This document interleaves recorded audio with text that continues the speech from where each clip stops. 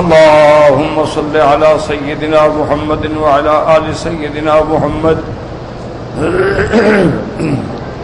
كما صليت على إبراهيم وعلى آل إبراهيم في العالمين إنك حميد مجيد. أعوذ بالله من الشيطان الرجيم. بسم الله الرحمن الرحيم. فلما بلغ معه السعي قال يا بني إني أرى في المنام أني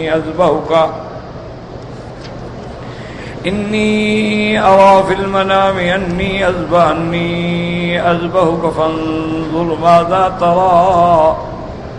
قال يا أبت افعل ما تؤمر ستجدني إن شاء الله من الصابرين. فلما أسلما وتله للجبين وناديناه أن يا إبراهيم قد صدقت الرؤيا إنا كذلك نجزي المحسنين. إن هذا لهو البلاء المبين. وفديناه بذبح عظيم وتركنا عليه في الآخرين. سلام على إبراهيم كذلك نجزي المحسنين. إنه من عبادنا المؤمنين. وبشرناه بإسحاق نبيا من الصالحين. وباركنا عليه وعلى إسحاق ومن ذريتهما محسن وظالم لنفسه مبين. قال المؤلف والمفسر رحمه الله تعالى أدام النفع بعلومه وعلومكم في الدارين آمين. إذا أن قال ذکر الآثار الواردة بأنه إسماعيل عليه الصلاة والسلام وهو الصحيح المقطوع به. اب مفسر رحمۃ اللہ علیہ اس پہ دلائل ذکر فرما رہے ہیں. جیسا میں نے عرض کیا تھا کہ اسماعیل حضرت ابراہیم کے قربانی دینا جو ہے یہ نص قطعی ہے، منصوص ہے، جس میں کسی جماعت کو کسی امت کو اختلاف نہیں.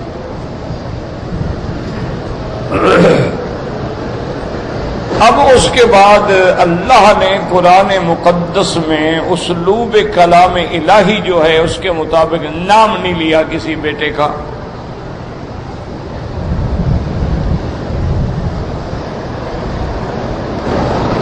کہ ذبح ہونے کے لیے تیار ہونے والا، قربانی دینے والا کون سا بیٹا ہے. اور یہ اسلوب الہی ہے کہ اللہ نام نہیں لیتے. تو یہاں بھی قرآن نے یہی فرمایا کہ حضرت ابراہیم علیہ السلام نے اپنے بیٹے سے کہا یا بنی انی اری فی المنام انی اذبحک. اے بیٹے میں نے خواب میں دیکھا ہے کہ میں تمہیں ذبح کر رہا ہوں، اب تم بتاؤ تمہاری کیا رائے ہے. تو یہ لفظ ہے یا بنی، بس نام نہیں آیا ذکر. یہ اسلوب ہے قرآن کا. قرآن مقدس یعنی اللہ کی کلام کا اسلوب ہے کہ اللہ تبارک و تعالی نام نہیں لیتے، کہ مقصد تو ایک واقعے سے عبرت پکڑنا ہے نا، کہ بھی اتنی بڑی قربانی پیش ہوئی اور اللہ کے خلیل نے حکم خداوندی کی تعمیل کی. بس مقصد یہ ہے. جب مقصد یہ ہے تو پھر نام سے بحث کرنے کی ضرورت ہی نہیں رہتی. اسی طرح آپ دیکھیں پورے قرآن پاک میں کہ سیدنا موسیٰ علیہ الصلاۃ والتسلیم کے ہاتھوں سے جب ایک قبطی کو تھپڑ لگنے سے مر گیا،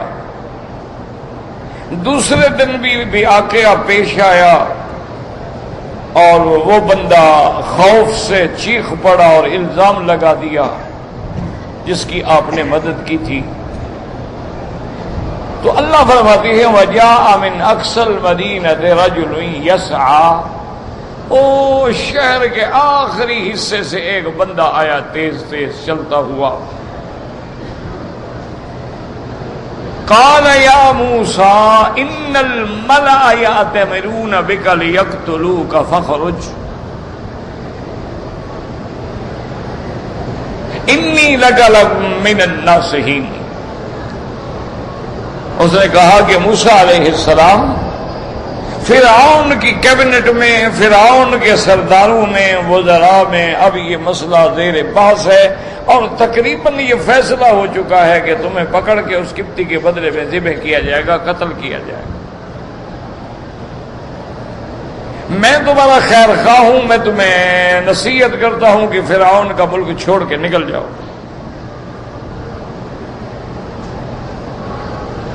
اب قرآن نے یہ نہیں بتایا وہ بندہ کون تھا، اس کا نام کیا تھا، ضرورت ہی نہیں ہے. بس ایک بندہ اللہ کا آیا، اس نے نصیحت کر دی، بات ختم ہو گئی. اللہ کا قرآن کوئی قصے کی کتاب تو نہیں ہے نا کہ اس میں قصہ بیان کیا جائے کہ فلاں ابن فلان اور فلاں قوم سے تھا، فلاں برادری سے تھا، فلاں نسب سے تھا اور فلاں شہر کے محلے سے تھا. کوئی قصے کی کتاب تو نہیں ہے نا. قرآن تو ایک ہدایت ہے، موعظہ ہے. مقصد اس سے عبرت پکڑنا ہے، نصیحت لینا ہے، بس اتنا کافی ہے. اسی طرح قرآن کہتا ہے کہ حضرت سیدنا موسیٰ علیہ السلام چل پڑے اللہ کا نام لے کر. کیوں کبھی نکلے ہی نہیں تھے.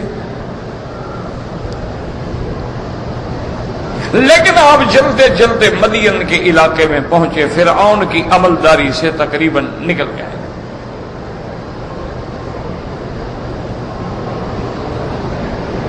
وہاں آنے کے بعد آپ نے دیکھا کہ کنویں ہیں، پانی نکالا جا رہا ہے، بڑے بڑے مویشیوں کے ریوڑ ہیں، ان کو پانی پلایا جا رہا ہے. اور دیکھا کہ دو لڑکیاں جو ہیں وہ ایک طرف کھڑی ہیں اور وہ اگر ان کی بکریاں پانی کی طرف آنا چاہتی ہیں ان کو مار مار کے وہ ہٹا رہی. امرأتان نام نہیں، پھر ان کا نام کیا تھا ضرورت ہی نہیں. اللہ کا قرآن کوئی قصے کہانیوں کی کتاب ہے کہ تفصیلات بیان کرے. حضرت موسیٰ علیہ السلام کو یہ بات بڑی ناگوار گزری کہ مرد سارے پانی پلا رہے ہیں اور لڑکیاں بیچاری بکریاں روک کے کھڑی ہیں. تو آخر اللہ کے پیغمبر تھے، اللہ تبارک و تعالی نے گو ابھی آپ کو نبوت نہیں ملی لیکن اللہ کے علم میں تو فیصلہ ہو چکا تھا.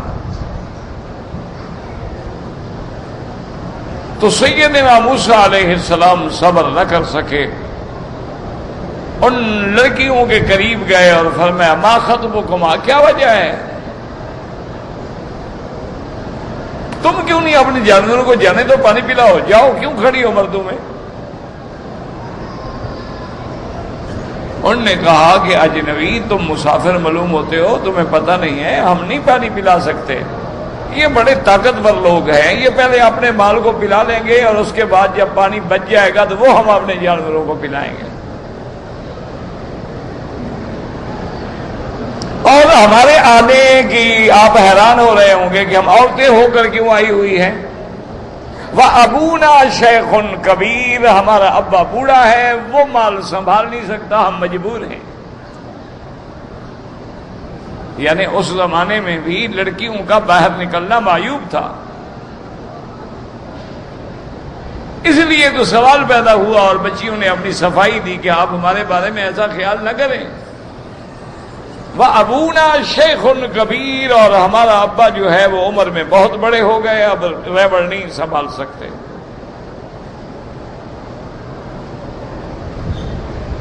حضرت نے ان کو پانی پلا دیا، وہ پانی پلا کے ریوڑ لے کے چلی گئی. حضرت موسیٰ علیہ السلام ایک درخت کے نیچے آ کے بیٹھ گئے. قال رب لما انزلت الی من خیر فقیر، میرا اللہ میں مسافر ہوں اور تیری خیر کا محتاج ہوں.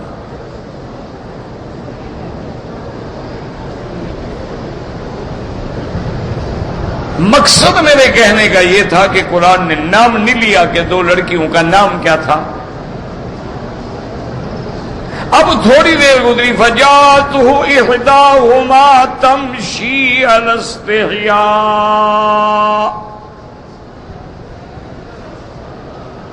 ان میں سے ایک لڑکی آئی بڑے ادب سے حیا سے چلتی ہوئی، موسیٰ علیہ السلام کو سلام کیا اور فرمایا ان ابی یدعوک لیجزیک اجر ما سقیت لنا،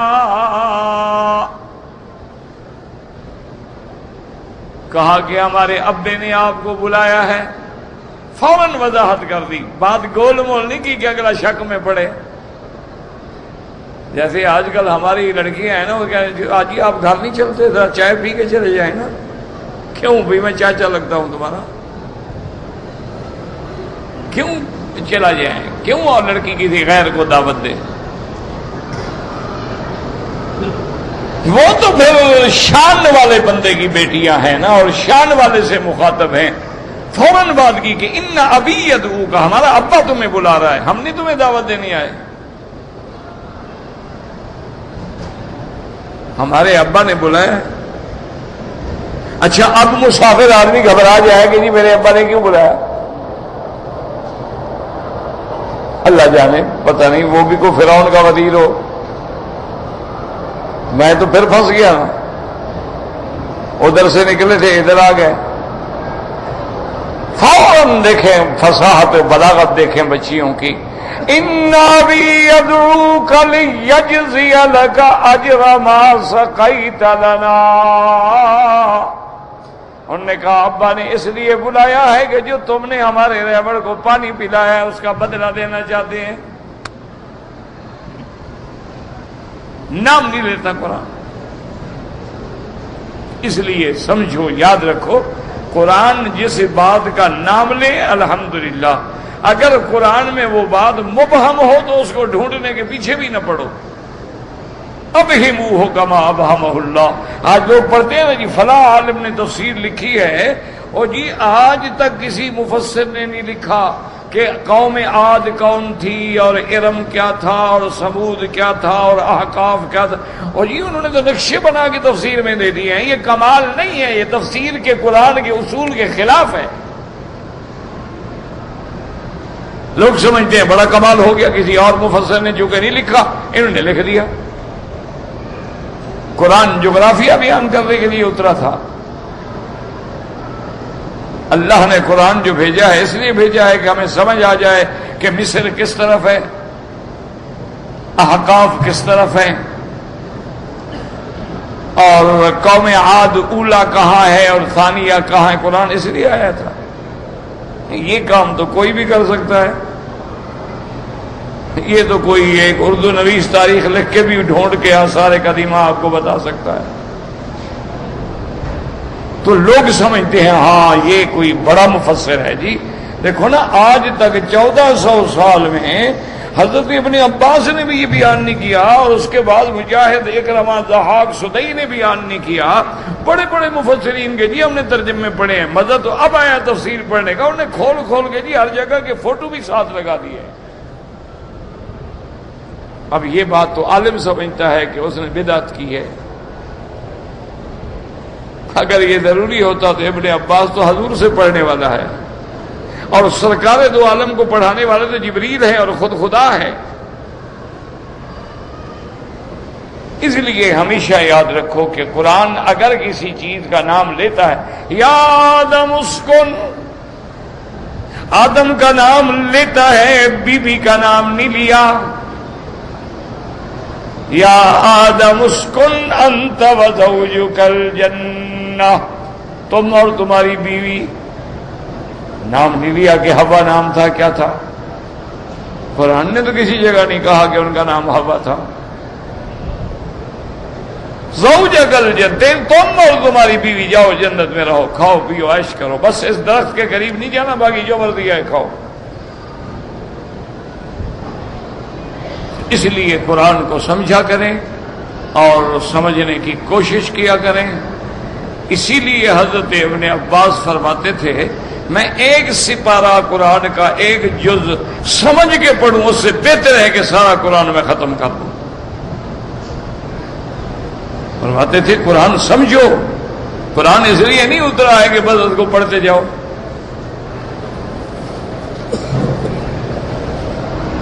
قرآن اس لیے اتارا گیا ہے کہ اس میں تدبر کرو. قرآن میں تدبر نہ کرنا جو ہے یہ کافروں کی صفت ہے. اسی لیے قرآن کہتا ہے فَلَا يَتَدَبَّرُونَ الْقُرْآنَ أَمْ عَلَىٰ قُلُوبٍ أَقْفَالُهَا. یہ کیا قرآن میں غور نہیں کرتے؟ ان کے دلوں پہ تالے پڑ چکے ہیں.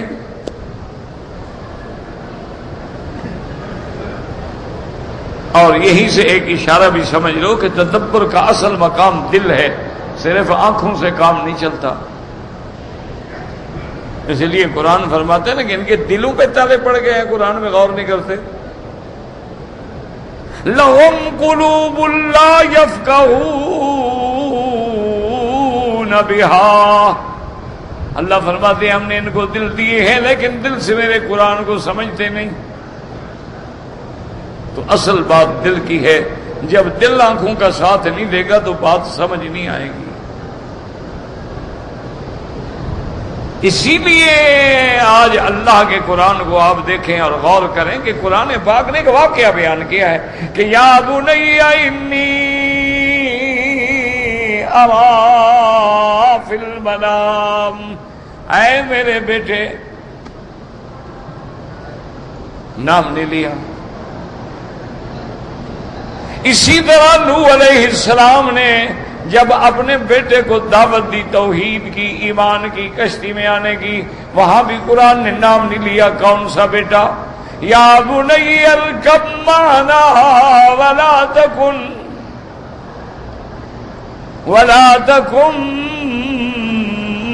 مع الکافرین. اے بیٹے ہمارے ساتھ آ جا، ہماری کشتی پہ سوار ہو جا.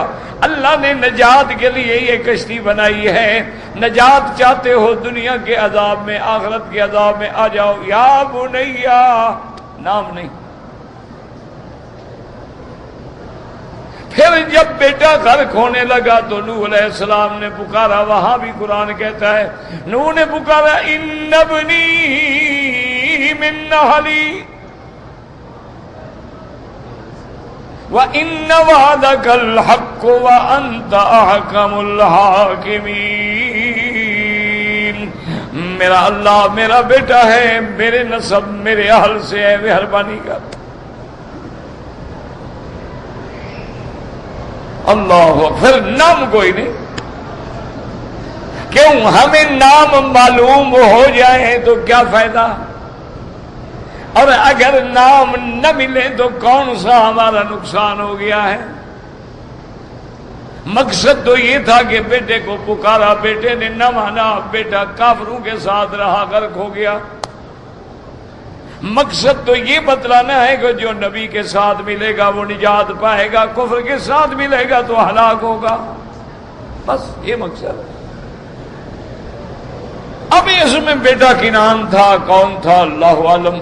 اب جو مفسرین بیان کر دیتے ہیں، اور آج کل بعض نئے نئے مفسرین بھی ماشاءاللہ آ رہے ہیں جو کبھی پروفیسر تھے اب مفسر بن گئے، کبھی ماسٹر تھے اب مفسر بن گئے، کبھی ڈاکٹر تھے اب مفسر بن گئے.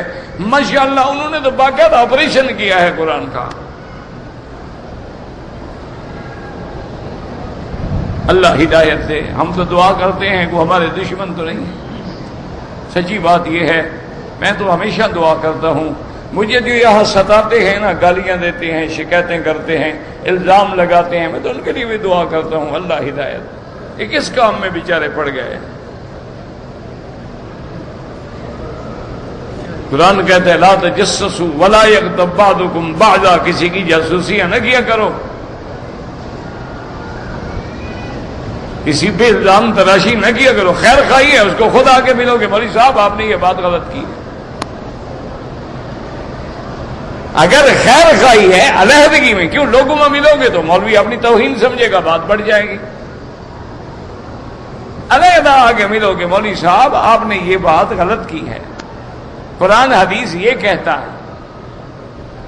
یا وہ آپ کو مطمئن کرے گا یا آپ کی بات سے مطمئن ہو گئے، وہ کہے گا ٹھیک ہے جی میں اپنی غلطی کا اعتراف کرتا ہوں. صحابہ نے بڑی بڑی باتیں کی. ایک آدمی نے، انصار کے ایک آدمی نے، امراتن من جوہینہ قبیلے کی ایک عورت سے شادی کی. سیدنا عثمان رضی اللہ تعالی عنہ کا دور خلافت تھا. 6 مہینے کے بعد بچہ پیدا ہو گیا. اس عورت کے خامد نے آ کے سیدنا عثمان خلیفۃ الاسلام، خلیفہ راشد حضرت عثمان کی خدمت میں درخواست دی کہ جناب میری بیوی نعوذ باللہ زانیہ ہے، 6 مہینے کا بچہ. اس کا معنی یہ ہے کہ جب میرے نکاح میں آئی پہلے حمل تھا.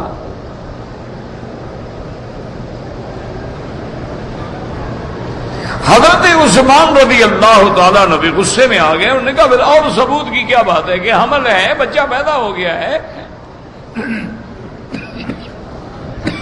اور نکاح کو 6 مہینے گزرے ہیں، آپ نے حکم دے دیا کہ رجم کرو. سیدنا علی رضی اللہ تعالیٰ عنہ کو پتہ لگا تو حضرت علی دوڑ کے پہنچے اور فرمایا عثمان ٹھہرو ٹھہرو، کیا کر رہے ہو؟ انہوں نے کہا وہ 6 مہینے کے بعد بچہ لے کے آ گیا ہے، اس سے بڑا ثبوت کوئی ہے باقی؟ فرمایا ٹھہرو، کیا کر رہے ہو؟ قرآن نہیں پڑھا تم نے؟ والوالدات يرضعن أولادهن حولين كاملين لمن أراد أن يتم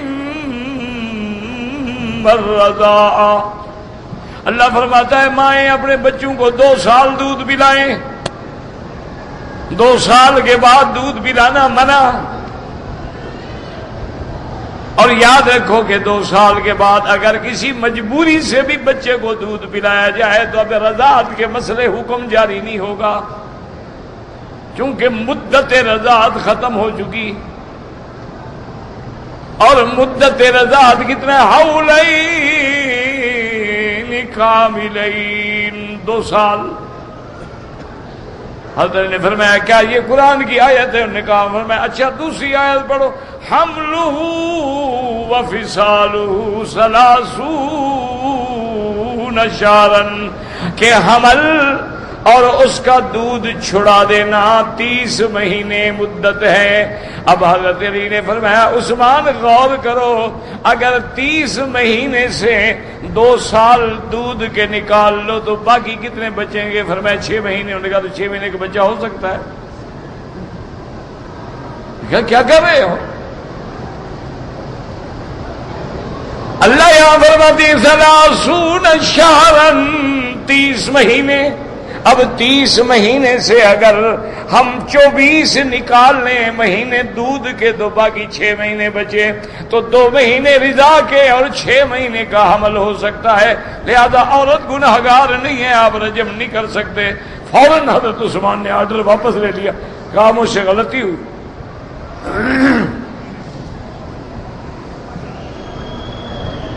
تو یہ تو شان ہوتی ہے کسی آدمی کی، اپنی غلطی کو مان لینا، واپس لے لینا، یہ تو علم کی شان ہے. انسان ہے، ہر انسان سے خطا ہوتی ہے، غلطیاں ہوتی ہیں. تو اس لیے میرے کہنے کا مقصد یہ تھا کہ قرآن کے انداز کو سمجھو، قرآن ہمیں کہنا کیا چاہتا ہے. اور یاد رکھو افسوس کی بات یہ ہے کہ قرآن ہمیں ملانے کے لیے آیا تھا، قرآن ہمیں جوڑنے کے لیے آیا تھا، اور آج اسی قرآن کو نعوذ باللہ بدل کے ہم نے لڑائی کا ذریعہ بنا دیا. اللہ نے قرآن اسی لیے اتارا تھا، ہم لڑتے رہے. قرآن کہتا ہے فَاعْتَصِمُوا بِحَبْلِ اللَّهِ جَمِيعًا وَلَا تَفَرَّقُوا. اللہ کی رسی کو مضبوطی سے مل کے پکڑ لو اور تفرق، فرقہ واریت نہ کرو. یاد رکھو اختلاف الگ چیز ہے، فرقہ واریت الگ چیز ہے. مسئلے میں اختلاف ہو سکتا ہے، رائے میں اختلاف ہو سکتا ہے، لیکن اسلام اس بات کی اجازت نہیں دیتا کہ اپنے رائے کو تم اسلام سمجھو، دوسروں کو کافر بنا دو.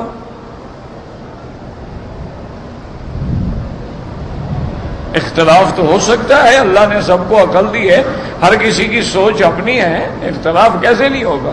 کوئی انسان ہے، کوئی پتھر تو نہیں ہے نا ایک جیسے کھڑے رہیں گے، نہ ہلیں گے نہ جلیں گے. انسان ہے، کبھی کھڑا ہوگا کبھی بیٹھے گا. اسی لیے آپ نے نہیں دیکھا بلڈ پریشر بھی آدمی کا تبدیل ہوتا رہتا ہے نا. آپ جب دوڑ کے جائیں بلڈ پریشر چیک کریں اور ہوگا, آدھا گھنٹہ بیٹھ جائیں اور ہوگا, آدھا گھنٹہ لیٹ جائیں اور ہوگا. حرکات جیسے سکون میں آتے جائیں گے بلڈ پریشر بھی سکون میں آتا جائے گا. تو اس لیے یہ تو رائے کا خلاف تو ہوتا ہے اور ہوتا رہے گا, لیکن اس سے آدمی اپنی پارٹیاں بنا لے اور فرقے بنا لے اور جتھے بنا لے اور ایک دوسرے کو قتل اور خون ریزی اور دہشت گردی, اور صرف بس ہم حق پہ ہیں باقی سارے کافر ہیں.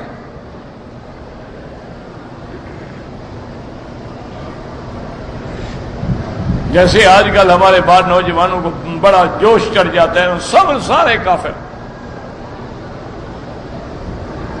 اللہ کے بندے اگر سارے کافر ہیں اور تم چاندی مسلمان ہو تو اتنی بڑی جنت بنانے کی ضرورت ہی کیا تھی؟ کوئی عقل کی بات کرو, امت کو ملاؤ نہ کہ توڑو.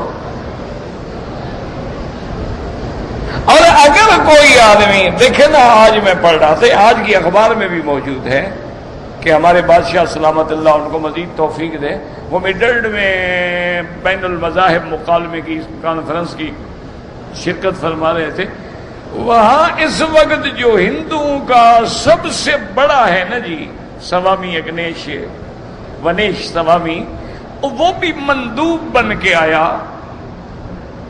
چونکہ ہر مذہب کو بلایا گیا, یہودی بھی آئے, نصرانی بھی آئے, ہندو بھی آئے, سب آئے کہ بھائی آؤ بیٹھ کے بات کرو.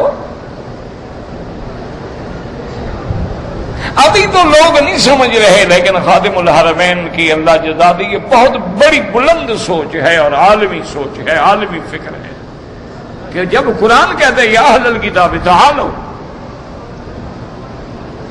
جب اللہ کا نبی میثاق مدینہ یہودیوں کے ساتھ باقاعدہ معاہدہ فرماتے ہیں, جب اللہ کے نبی مشرکین مکہ کے ساتھ باقاعدہ 10 سال کے لیے صلح نامہ لکھتے ہیں, تو تم کس بات پہ لڑ رہے ہو؟ آؤ بیٹھ کے بات کرو. علم کا جواب علم سے دو, دلائل کا جواب دلائل سے دو. تو اس ہندوؤں کا جو سب سے بڑا آیا ہے نا جی, ان کا سوامی جو ہے ونیش, اس نے بتایا کیا کہا مؤتمر میں, جہاں پوری دنیا کے 200 سے زیادہ اسکالر, علماء اور مندوب شامل تھے. اس نے کہا دیکھو میں مؤتمر کو یہ بات کہتا ہوں کہ ہمارا عقیدہ ہے کہ عبادت کے لائق صرف خدا ہے. ہندو ہے, وہ کہتا ہے عقیدہ ہمارا یہ ہے کہ معبود برحق اللہ کی ذات ہے, اور سب سے بڑا رحمت والا, مہربانی والا, الفت والا مذہب اگر ہے تو اسلام ہے. اس نے کہا حضور کے راستے میں جس نے کانٹے بچھائے, حضور نے اس کو دعائیں دی, اور تم لڑتے ہو تو تم اپنے دین کو چھوڑے ہوئے ہو, ہم نے تو نہیں چھوڑا. یعنی اس مکالمے میں مجبور ہو کے اس کو بھی اعتراف کرنا پڑا کہ نہیں خدا ایک ہے, یہ تو اوتار ہیں, یہ دیوی دیوتا ہیں, یہ تو بس ہمیں اللہ تک پہنچانے کا ایک ذریعہ ہے, اور خدا تو ایک ہے.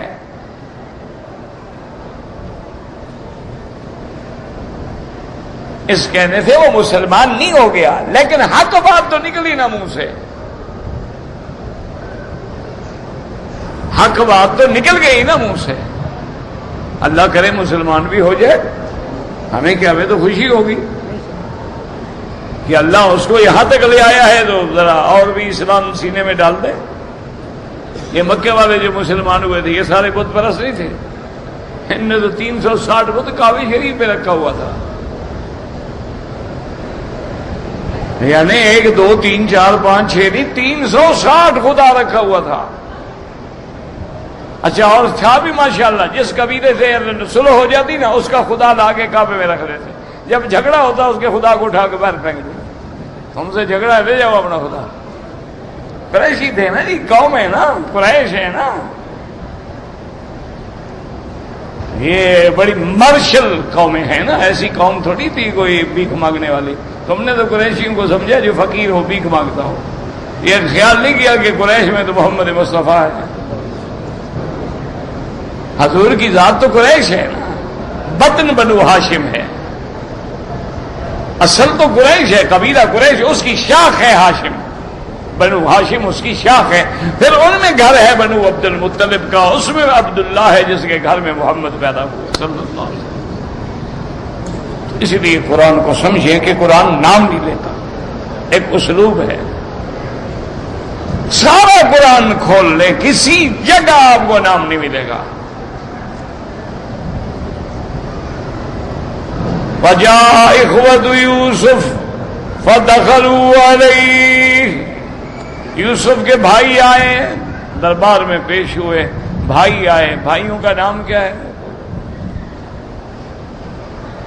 بس جو بھی تھے بھائی تھے، یوسف کے بعد ختم ہو گئی. اِذْ أَوَى الْفِتْيَةُ إِلَى الْكَهْفِ، وہ چند جوانوں نے جب غار میں پناہ لی. کون تھے؟ نام کیا تھا؟ پتہ کوئی بات نہیں.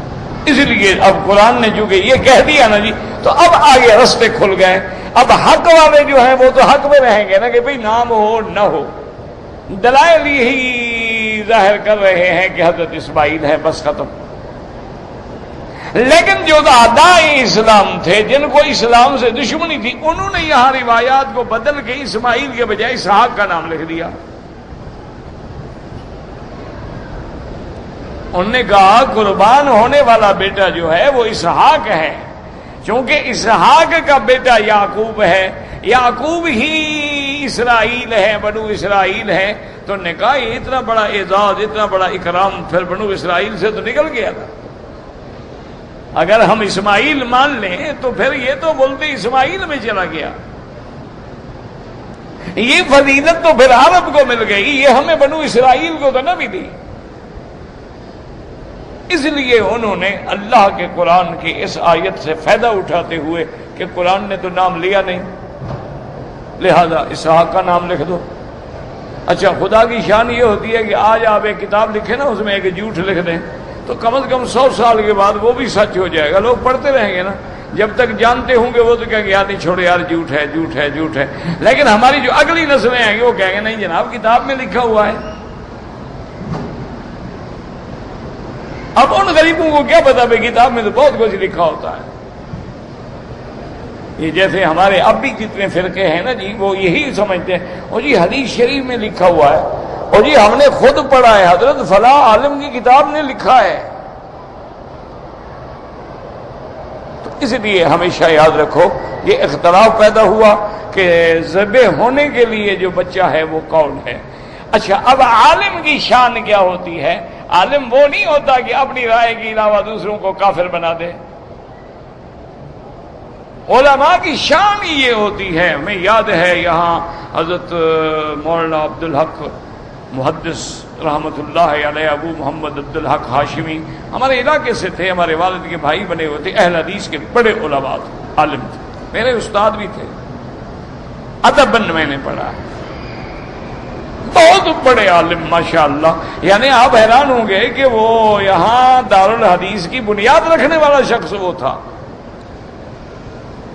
اتنا بڑا عالم تھے، بڑے سادہ تھے. ہم چونکہ ایک ہی علاقے سے تھے، والد صاحب اور ان کے گھر کے درمیان 30 میل کا فاصلہ ہے.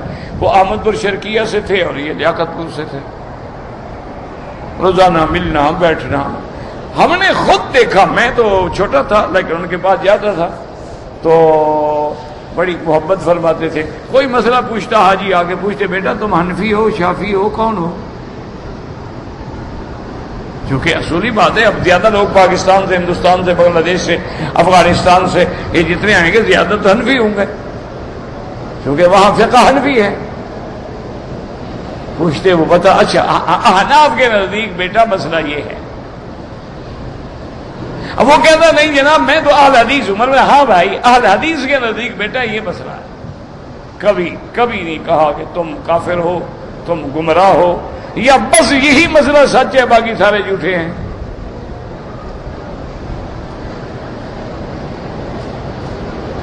بڑے لوگ تھے. اسی طرح آپ دیکھ لیں کہ شیخ ابو بکر غزنوی تھے لاہور میں. غزنوی خاندان بڑا معروف خاندان ہے علماء اہل حدیث میں رحمت اللہ علیہم. حضرت لاہوری رحمت اللہ علیہ کی خدمت میں جاتے ہیں. غزنوی خاندان، اچھا وہ اہل حدیث کے چوٹی کے عالم اور وہ حنفیوں کے چوٹی کے عالم. ان کی محفل میں جاتے، ان کے مجالس میں جاتے، ان کی مجلسوں میں بیٹھتے اور فرماتے بھائی مجھے حضرت لاہوری سے مل کے جو سکون ملتا ہے وہ کہیں نہیں ملتا. اب اسی طرح آپ دیکھیں مولانا ثناء اللہ امرسری، مولانا نذیر حسین بٹالوی، یہ اہل حدیث کے چوٹی کے علماء ہیں. عطا اللہ شاہ بخاری کے ساتھ ایک سٹیج پہ کھڑے اور آپس میں باقاعدہ ہنسی ہے، مذاق ہے، گپ شپ ہے. اچھا بعد اوقات تو یعنی گری ہوئی مذاق بھی کر لیتے تھے، اللہ معاف فرمائے. اب ہمارے لیے تو بڑے تھے نا دونوں، تو بہرحال لیکن کبھی کبھی وہ آپس میں تو برابر تھے نا، آپس میں شان برابر تھے، کبھی کبھی گری ہوئی مذاق بھی کر لیتے تھے. بڑے لوگ تھے لیکن ایک ہی سٹیج پہ کھڑے. ختم نبوت کے مسئلے پہ جب علماء کو جیل جانا پڑا تو جہاں عطا اللہ شاہ بخاری اور حضرت تاج مروٹی اور حضرت احمد علی جلندری اور اس کے بعد بڑے بڑے علماء، بڑے بڑے فضلاء اور مولانا قاضی احسان شجابادی اور حضرت حیات سائیں اور بڑے بڑے لوگ تھے، امین گیلانی جیسے شعراء اور جانباز جیسے شعراء سب جیل. وہاں عبد الحامد بدایونی بریلویوں کا بڑا، ابو البرکات بریلویوں کا بڑا، فیض الحسن بریلویوں کا بڑا، اچھا شیعہ کا بڑا عین غین قراروی اور شمسی سب کٹھے بیٹھے. مسئلہ ختم نبوت ہے، اتفاق ہے، کوئی جھگڑا ہی نہیں. یعنی کبھی ایسا بھی ہوتا تھا کہ حضرت کہتے ہیں کہ جب ابو الحسنات کے بارے میں ہے یا کہ جب وہ لیٹرین میں جاتے نا، جیل ہوتی ہے نا جی، تو اللہ شاہ بخاری لوٹا لے کے باہر کھڑے رہتے، وہ اندر سے کھانستے تو لوٹا پکڑوا دیتے. ادب دیکھو، احترام دیکھو. اچھا خدا کی شان ہے کہ وہ جیل میں تھے، 12 ربیع الاول آ گئی. اب لوگ بھی تو شرارتی ہوتے ہیں، اللہ ہدایت دے سب کو. انہوں نے کہا آج ان مولویوں کو لڑاؤ، یہ بڑے آپس میں ملے ہوئے ہیں ختم نبوت کے مسئلے پہ، ان کو لڑاؤ. انہوں نے جناب ایسا ایسا جا کے بریلوی علماء سے کہا کہ حضرت میلاد کا موقع ہے، چلو ہم باہر تو نہیں ہیں لیکن میلاد تو جیل میں بھی منایا جا سکتا ہے، کیا مشکل ہے. انہوں نے کہا ہاں بھائی بات تو ٹھیک ہے. ان کو بھی بات یاد آ گئی، اگر کوئی شرارت نہ کرتا تو شاید نہ یاد آتی. شاہ جی نے کہا کہ جی آج رات پھر پروگرام رکھتے ہیں میلاد کے جلسے کا، میلاد مناتے ہیں. انہوں نے کہا بھی میرے نانے کا میلاد ہے، میں کیوں انکار کروں. انہوں نے کہا میرے نانے کا میلاد مناؤ گے نا، تمہارا نانا تو نہیں لگتا، سید تو میں ہوں. تو بالکل میں راضی ہوں جناب، بالکل منائیں. اب جب سارا جلسہ بن گیا، اجازت بھی مل گئی، تمام بارکیں کھل گئیں، تمام قیدی اکٹھے ہو گئے، اور شاہ جی نے کہا دیکھو میلاد میں جو صلاۃ سلام یا جو کچھ تم پڑھتے ہو نا وہ تو مجھے آتا نہیں، اس لیے مجھے تقریر پہلے کرنے تو بعد میں آپ کرتے رہیں. شاہ جی نے یوں تقریر شروع کی، صبح کی اذان ہو گئی، بات ہی ختم. نہ کوئی ہلا، نہ کسی کو یاد رہا کہ کیا ہونا تھا، کیا کرنا تھا، کیا پڑھنا تھا. صبح کی اذان شاہ جی نے خود ہی نماز پڑھائی، السلام علیکم. انہوں نے کہا آج تو شاہ جی آپ نے سیرت پہ کمال کر دیا. انہوں نے کہا جی میلاد اور کیا ہوتا ہے، یہی تو ہوتا ہے، باقی یہ کھڑے ہو کے تماشے بنانا تو بدعت ہے. باقی حضور کی سیرت کیا آپس میں پیار تھا. یہ ہم لوگوں نے تفرقے اتنے ڈالے ہیں کہ لوگ دین میں آنے کے بجائے نکل رہے ہیں.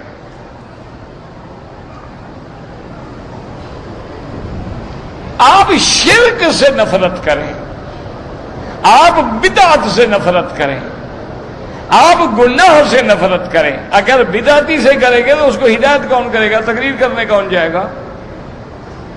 وہ کہے گا جناب آئندہ ہماری بستی میں نہ مہربانی کر کے جاؤ گے، کچھ کہو گے، کچھ سنے گا تو تبھی اللہ ہدایت دے گا نا. آپ نے تو کہہ دیا تم کافر ہو تو بس وہ کہے گا چلو جی اب کافر ہیں تو مسلمان ہو، مسلمانوں کے پاس جاؤ، ہمارے پاس کیا کرنے آ رہے ہو.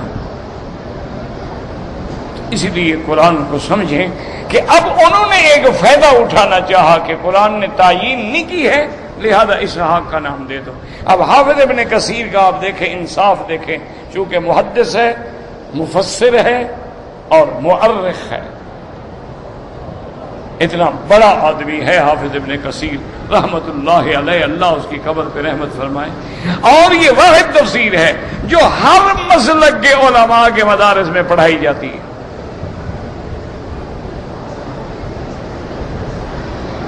اس کی وجہ کیا ہے کہ امام کا اعتدال ہے۔ اس نے پہلے واقعہ بیان کیا قربانی کا کہ کیا ہوا، تفسیر بیان کی الفاظ کی کہ قرآن کے لفظوں کا ترجمہ کیا ہے، اس کے بعد پھر اس نے دلائل دیے کہ بعض لوگ کہتے ہیں کہ ذبی اسحاق ہے، اچھا بعض لوگ کہتے ہیں کہ ذبی اسماعیل ہیں، دونوں کے دلائل دیے، یہ نہیں کہا کہ ان کے دلائل نہ دوں، اور آخر میں فیصلہ کیا کہ بھئی میری تحقیق میں فیصلہ یہ ہے کہ ذبی حضرت اسماعیل ہے۔ یہ ہوتی ہے عالم کی شان کہ وہ کہتا ہے میرے بھائی کہ یہ مسلک ابو حنیفہ ہے اور یہ مسلک امام شافعی ہے، یہ امام احمد ابن حنبل ہے، یہ امام مالک ہے رحمہم اللہ علیہم، یہ کوئی چار مذہب نہیں ہے، یہ چار فرقے نہیں ہیں، یہ چار مجتہدین ہیں، انہوں نے اجتہاد کیا ہے قرآن و حدیث میں، جیسے اللہ کے حرم کے 10 دروازے ہیں لیکن ہر دروازے سے آنے والا کعبے میں آ رہا ہے، اسی طرح کسی بھی فقیہ کا دامن پکڑنے والا محمد مدنی کے دروازے پہ آ رہا ہے، کیونکہ اصل کیا ہے قرآن اور سنت۔ اس لیے ٹھنڈے دل سے سمجھا کریں، نہ ناراض ہوا کریں نہ جھگڑا کیا کریں۔ اب حضرت مؤلف رحمت اللہ علیہ دلائل دیتے ہیں کہ بھائی قرآن کا اسلوب یہ بتلاتا ہے کہ جب حضرت ابراہیم نے ہجرت کی تو آپ کی کوئی اولاد نہیں تھی، آپ نے اللہ سے بچہ مانگا، رب ہب لی من الصالحین فبشرناہ بغلام حلیم، اور یہی بائبل اور تورات کہتی ہے کہ آپ کا اکلوتا بیٹا صرف اسماعیل ہے، اسحاق اکلوتا نہیں۔ تو معلوم ہوا کہ ذبی بھی اسماعیل ہے کہ آپ کا اکلوتا بیٹا صرف اسماعیل تھا۔ اور پھر قرآن کے لفظوں میں غور کرو، جب اسماعیل کی خبر آئی تو فرمایا بغلام حلیم، ہم آپ کو بڑے حوصلے والا، حلم والا، برداشت والا بچہ دیں گے۔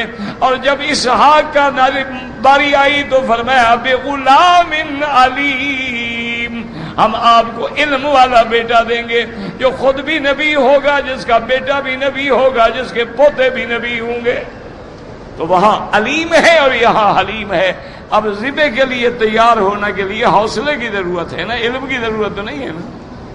علم کیا، وہ تو اللہ کے نبی نے فرما دیا کہ اب اللہ نے حکم دیا ہے میں نے آپ کو ذبح کرنا ہے، اب ذبح ہونے کے لیے گردن جھکا دو، یہ تو حوصلے کی ضرورت ہے نا۔ تو حوصلے والا بیٹا کون تھا؟ وہ اسماعیل تھا۔ فَبَشَّرْنَاهُ بِغُلَامٍ حَلِيمٍ۔ اور یاد رکھیں اسی آیت میں غور کریں، اللہ نے ساری قربانی کا واقعہ بیان کر کے فرمایا وَبَشَّرْنَاهُ بِإِسْحَاقَ، یعنی اس قربانی کے بعد اسماعیل علیہ السلام کے امتحان کے بعد پھر ہم نے ابراہیم کو بیٹا اسحاق کی خوشخبری دی، مانا وہ تو پیدا ہی بعد میں ہوا ہے، اس کی تو خوشخبری ہی بعد میں ملی ہے، تو لہذا وہ کیسے ذبح ہو سکتے ہیں۔ اور اسی طرح دوسری جگہ قرآن کہتا ہے وَبَشَّرْنَاهُ بِإِسْحَاقَ وَمِن وَرَاءِ إِسْحَاقَ يَعْقُوبَ، ہم نے مبارک دی، خوشخبری دی، ابراہیم تجھے مبارک ہو، ہم تمہیں بیٹا دیں گے جس کا نام اسحاق ہوگا، پھر اسحاق کا بھی بیٹا ہوگا جس کا نام یعقوب ہوگا۔ تو جب اللہ نے بتا دیا یہ زندہ بھی رہے گا، شادی بھی کرے گا، اس کی اولاد بھی ہوگی، اس سے بیٹا بھی ہوگا جس کا نام یعقوب ہوگا، اب اس کو ذبح کرنا کون سی بہادری ہے؟ تو پتہ ہے یہ ذبح نہیں ہوگا، اس کے تو ابھی بچے ہونے ہیں۔ تو پھر تو وہ ڈرامہ بن گیا نا۔ اگر پتہ ہو بندے کو کہ میرا بیٹا ذبح نہیں ہوگا، چھری چلاتے رہو، لاکھ دفعہ چلاتے رہو، تو معلوم ہوا کہ ذبح ہونے والا جو ہے وہ سیدنا اسماعیل ہے. اس لیے مفسر رحمۃ اللہ علیہ نے پہلی سطر میں ہی بات طے کر دی.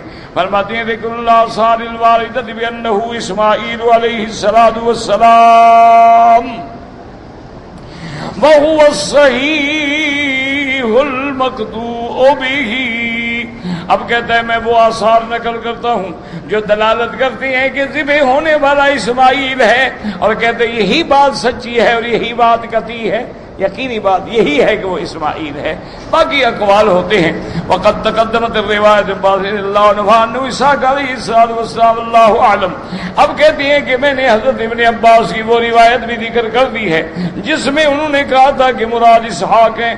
وقال سعید بن جبیر وعامر الشعبی ویوسف بن مہران وجاء وغیر واحد انما هو اسماعیل علیہ السلام. انہوں نے یہ روایت بھی کی ہے حضرت ابن عباس سے کہ مراد اسماعیل علیہ السلام ہیں. تو اللہ ہمیں قرآن پڑھنے کی، پڑھانے کی، سمجھنے کی، سمجھانے کی توفیق عطا فرمائے.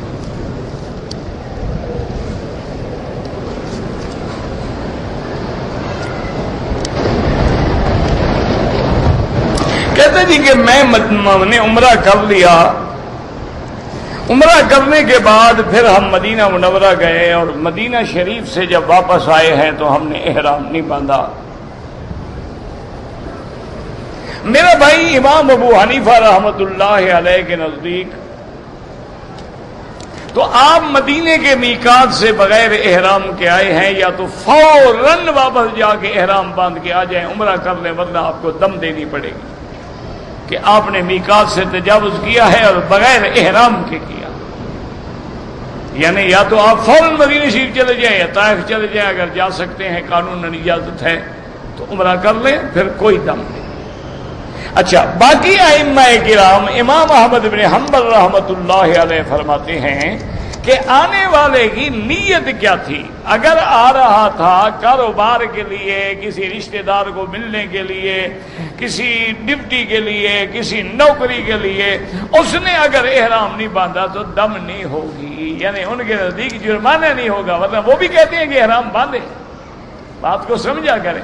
جیسے کوئی آدمی کھڑے ہو کر نماز نہ پڑھ سکتا ہو تو بیٹھ کے پڑھنا جائز ہے، یعنی وہ بھی گنجائش دے رہے ہیں کہ دم نہیں پڑے گی، جرمانہ نہیں ہوگا. تو اب آپ جب آئے عمرے کے لیے ہیں، آپ کا تو اور کوئی کام ہے ہی نہیں، تو آپ کو چاہیے کہ آپ فوراً عمرہ لوٹا لیں تاکہ دم سے بچ جائیں.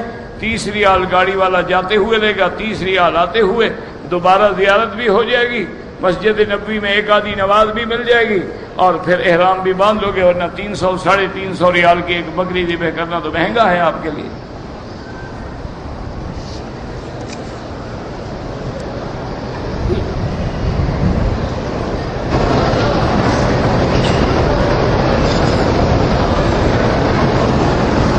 کہتا ہے جی کہ میری 2 بیویاں ہیں، ایک مکے میں ہے، اس سے اولاد ہے، ایک پاکستان میں ہے. اب اس کو میں نے طلاق دی. اس کو تو تم نے دینی ہے، دوسری جو لے آئے ہو. بہرحال یاد رکھو، طلاق دینا اللہ کو بڑا ناپسند ہے. اس نے تمہاری کوئی نافرمانی نہیں کی، تم نے ظلم کیا کہ اس کو الگ رکھا ہوا. اب طلاق بھی پھر تم دینا چاہتے ہو، یاد رکھو قیامت میں پکڑے جاؤ. جب اس بچی کو، اس عورت کا قصور کیا ہے؟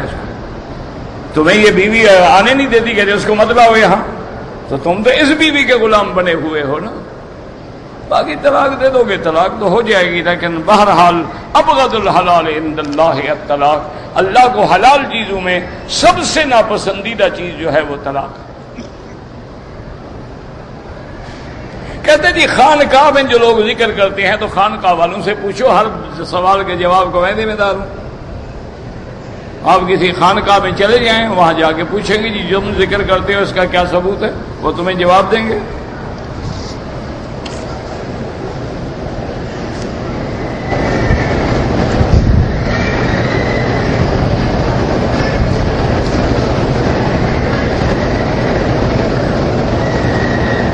کہتے ہیں کہ ایک آدمی نے عمرے عمرے پہ آیا ہے، بلیڈ رکھا ہوا تھا، ساتھ رکھا تھا کہ عمرے کے بعد میں اپنے سر پہ پھیر لوں گا، اتفاق سے لگ گیا تو 2-3 بال کٹ گئے، کچھ بھی نہیں ہوتا، ویسے احتیاطاً 1 ریال 2 ریال صدقہ کر دو۔ منع ہوتا ہے، یاد رکھو، عمرے میں بال کاٹنا منع ہے، کٹوانا منع ہے، خود نہ کاٹو نہ کٹواؤ۔ اتفاق سے گر گیا، وضو کیا داڑھی کے بال گر گئے، مسا کیا سر کے بال گر گئے، گر جائے، ہمیں خارش ہوئی یوں کیا بال گر گئے، گر جائے۔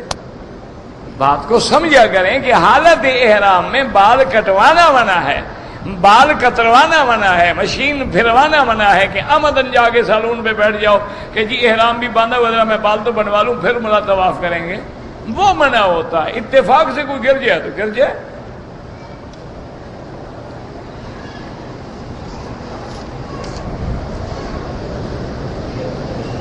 کہتے جی کہ جو لوگ طواف الوداع کرتے ہیں ان کو الٹے پاؤں چلنا چاہیے، یہ بدعت ہے، جیسے چلتے ہو اسی طرح چلے جاؤ، بس یہ ضروری نہیں ہوتا کہ یوں چلو الٹا چلو، بالکل منع ہے، یہ لوگوں نے ویسے خود نکالے ہوئے ہیں طریقے۔ آپ کو شوق ہے کھڑے ہو جائیں، کعبے کو دیکھ لیں پھر چل پڑے، آپ پھر محبت سے دیکھنا چاہتے ہیں پھر رک جائیں پھر دیکھ لیں، کوئی بات نہیں، لیکن الٹا پاؤں چلنا، کوئی ٹکر جائے کوئی گر جائے، کچھ شریعت تکلیف ہی نہیں دیتی ہے۔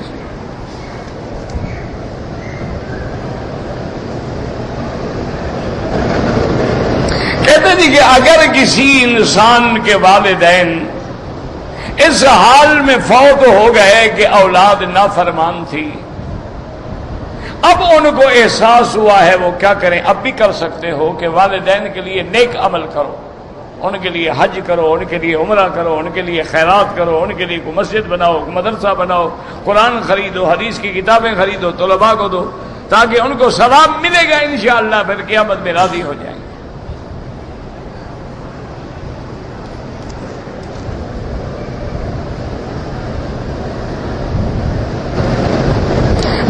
کوئی بھی قرآن کی سورت پڑھو، تبارک الذی پڑھو، الف لام میم پڑھو، جو بھی پڑھو، اللہ ثواب دیں گے۔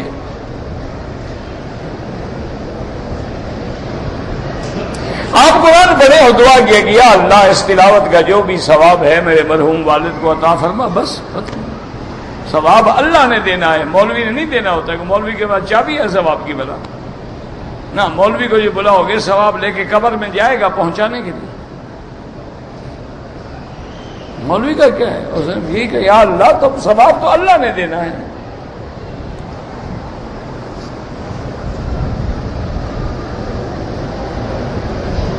کہتے جی کہ حرم میں عورتیں باتیں بڑی کرتی ہیں اور ہاتھوں میں ہاتھ ڈال کے تصویریں بناتی ہیں، یہ علامات قیامت ہے، بے ادبی ہے، نافرمانی ہے، اللہ کے رسول کے حکم سے روگردانی ہے کہ اب اللہ کا گھر عبادت نہیں رہا، فیشن بن گیا۔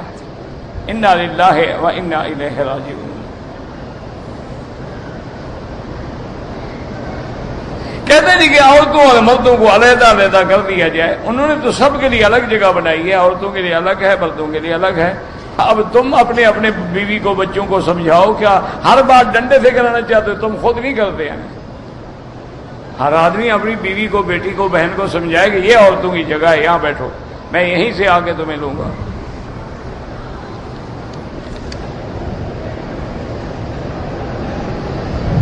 عمرے پہ آئے ہوئے مسافر جو ہیں ان کی نماز بھی قصر ہوگی، سنت نفل معاف ہے، اگر پڑھنا چاہیں پڑھتے رہیں، کوئی منع نہیں۔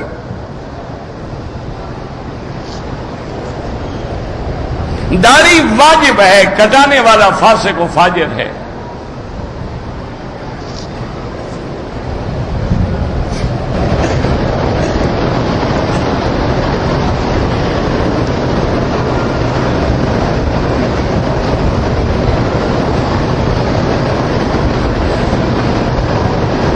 اچھا جی، آپ کی مہربانی، آپ نے میری کھانسی کے لیے دوا لکھا ہے ادرک کا۔ ایک تو بھائی ادرک اتنا تیز ہوتا ہے، اللہ رحمت فرمائے، اس کا منہ میں رکھ کے بیٹھنا، کیا خیال ہے آپ کا؟ یہ تو خاصا امتحان ہے، کوئی میٹھی دوا لکھا کرو مولویوں کے لیے، ہم تو حلوے کے مارے ہوئے لوگ ہیں، تم ہمیں دوائیں کڑوی کھلانا چاہتے ہو یار، کوئی مہربانی کرو۔ بہرحال آپ کی بہت مہربانی، میرے پاس ادرک بھی ہے، ادرک کا پانی بھی ہے، ادرک اور پانی اور شہد، کوئی ایسا دوا نہیں جو میں نے نہ کیا ہو، چونکہ الحمدللہ مریض ایک ہوں، ڈاکٹر میرے اللہ کی رحمت سے 200 کے قریب ہیں۔ اب ڈاکٹر بھی تھک گئے، میں بھی تھک گیا، جو وہ کہتے ہیں میں نہیں مانتا، جو میں کہتا ہوں وہ نہیں مانتے، فیصلہ کہتے ہو؟ اب ڈاکٹر بیچاروں کا کیا گناہ ہے، کیا قصور ہے؟ اللہ ان کو جزائے خیر دے، یعنی انہوں نے اتنا خدمت کی ہے، میں تصور نہیں کر سکتا ہوں کہ اللہ کے حرم کی کتنی برکت ہے کہ وہ بیچارے بھاگ بھاگ کے آتے ہیں، ساتھ جاتے ہیں، ایکس رے کراؤ، سی ٹی سکین کراؤ، چیسٹ چیک کراؤ، گلے میں انڈوسکوپی کراؤ، پتہ نہیں تحلیل دم کراؤ، تحلیل بلغم کراؤ، پتہ نہیں کیا کیا دنیا جہان کا ان غریبوں نے کیا ہے، اللہ ان کو جزائے خیر دے، لیکن اس کے بعد جو فیصلہ کرتے ہیں وہ میں نہیں مانتا۔ اب اس کا کیا علاج ہے؟ میری وہ نہیں مانتے۔ دیکھو نا جی، فیصلہ ان کا اس لیے میں نہیں مانتا کہ مولوی جو ہوتا ہے نا بڑا مشکل سے، اس لیے وہ کسی نے کہا نا کہ کسی پیر کی پیری دیکھنی ہو، دیکھو اس کے مولوی کتنے مرید ہیں، جاہل تو جلدی مرید ہو جاتے ہیں نا، مولوی کو مرید کرنا بڑا مشکل ہوتا ہے۔ اچھا، اب ایک آدمی مجھے ڈاکٹر ہے اور وہ ماشاءاللہ یعنی کنسلٹنٹ ہے اور پی ایچ ڈی ہے اس میں، وہ کہتا ہے کہ آپ کا چیسٹ کلیئر ہے، بھی آپ کے سینے میں کچھ نہیں، پھر مجھے اینٹی بائیوٹک لکھے تو میں کیوں کھاؤں؟ بھی جب سینہ میرا ٹھیک ہے، کوئی انفیکشن نہیں، میں اینٹی بائیوٹک کیوں کھاؤں؟ وہ کہتے نہیں جی کھانا پڑے، یا تو کہو بھی کلیئر نہیں ہے، کوئی آپ کو انفیکشن ہے؟ نہیں، انفیکشن بھی نہیں، آپ کا چیسٹ کلیئر ہے، آپ کا گلا کلیئر ہے، اچھا جی، اور باقی انہوں نے کہا جی آپ کا بلڈ بالکل ٹھیک ہے، آپ کا پیشاب بالکل ٹھیک ہے، بول و برات بالکل ٹھیک ہے، پھر یہ دوا کیوں لکھتے ہو؟ پھر یہ کھانے پڑتے ہیں۔ ہم نے کہا اس طرح میں بھی نہیں کھاتا، بس یہ 2 مہینے ہو گئے، اب یہ بلوچ کی ضد ہے، اس کو اللہ سیدھا کرے، ڈاکٹر تو سیدھا نہیں کر سکتا، بلوچوں کو ڈاکٹر نہیں سیدھا کر سکتا، اللہ سیدھا کر سکتا۔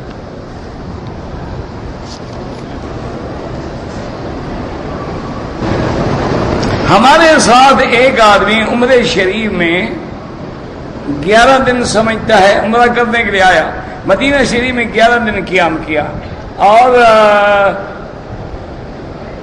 کہتے حضور روزے میں نہیں ہے، تو پھر خامخواہ مدینے کیا تھا نا، جب حضور روزہ شریف میں ہے ہی نہیں تو یہ بدبخت کیا کرنے گیا تھا؟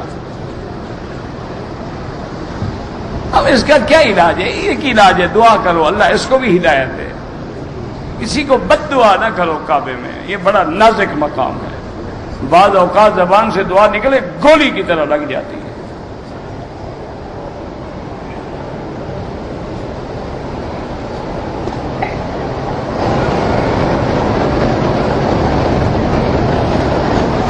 کہتے تھے کہ ایک آدمی نے اسلامیات میں پی ایچ ڈی کیا ہے، وہ کہتا ہے کہ جب آدم کو اللہ نے پیدا کیا تو ان کی ناف سے جو مٹی نکالی اسی سے کتا بنایا تھا، یہ ساتھ تھا، اس لیے ڈگری بھی پتہ ہے ڈگری کیا ہے؟ پی ایچ ڈی یعنی فیل ڈپارٹمنٹ۔ تو وہ تو ایسی باتیں کرے گا اور کیا کرے گا؟ یاد رکھو شریف آدمی پی ایچ ڈی تو کر لیا، یہی تو مشکل ہے نا کہ کسی عالم کے دروازے پہ جاتے نا تو یہ غلطی نہ کرتا۔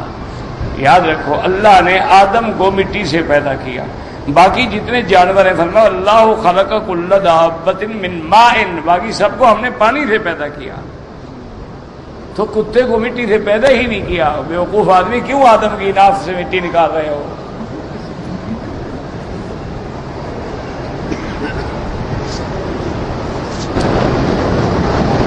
رمل کرنے میں کندھا ننگا کرنا بھول گیا، کوئی جرمانہ نہیں۔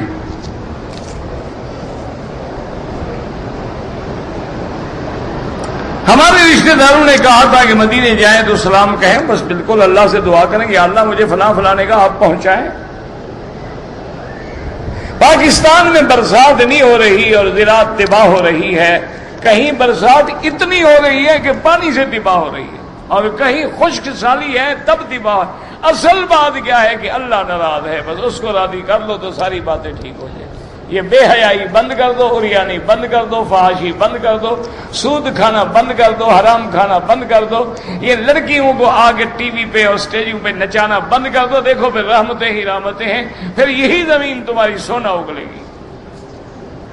ربنا تقبل منا انك انت السميع العليم وتب علينا انك انت التواب الرحيم اللهم اشفنا واشف مرضانا ومرضى المسلمين اللهم اجعل لنا وللمسلمين من كل هم فرجا ومن كل ضيق مخرجا ومن كل بلاء عافيا اللهم اصلح اولادنا واولاد المسلمين اصلح شبابنا وشباب المسلمين اصلح بناتنا وبنات المسلمين اصلح ذرياتنا وذريات المسلمين صلی اللہ تعالی علی خیر خلقہ سیدنا محمد وعلی آلہ وصحبہ اجمعین۔